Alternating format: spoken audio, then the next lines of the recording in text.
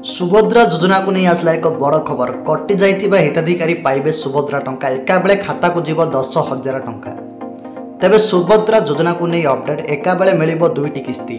जो माने योग्य हिताधिकारी सेमानंको टंका पठाइबे सरकार। एने बड़ घोषणा करिसंती उपमुख्यमंत्री प्रभाती परिडा।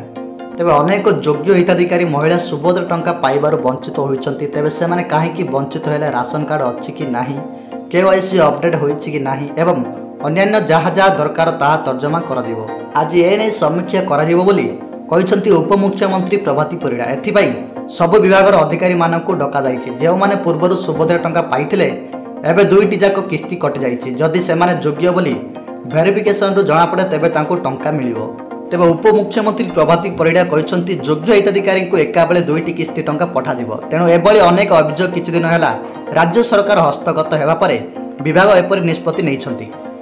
प्रभाती परिडा यह कहते जदि से योग्य विवेचित हुअन्ति तेबे एका बेले द्वितीय एवं तृतीय किस्तिर मोट 10,000 टंका सेमानंको खाता को पठाजिबो। उपमुख्यमंत्री आहरी कहते बाद पड़िथिबा हिताधिकारी को सामिल नहीं आलोचना हेब। 3 विभाग को तथ्य मागिछि महिला और शिशु कल्याण विभाग, परिवहन, खाद्य जोगाण और स्वास्थ्य विभाग को तथ्य मगा जाइथिला।